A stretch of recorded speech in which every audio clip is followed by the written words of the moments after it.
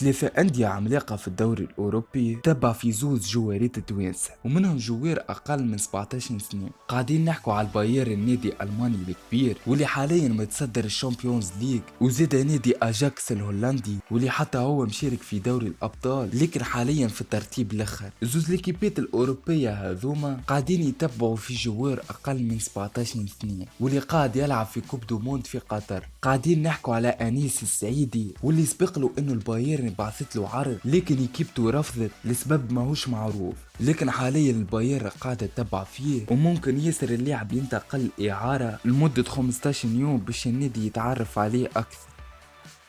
النادي الثاني هو أجاكس الهولندي، النادي قاعد يتبع في أنيس وبنسبة كبيرة برشا باش يوصلوا عرض من النادي هذا. ما فمش برشا معلومات على الصفقة لكن النادي قاعد يتبع في أنيس.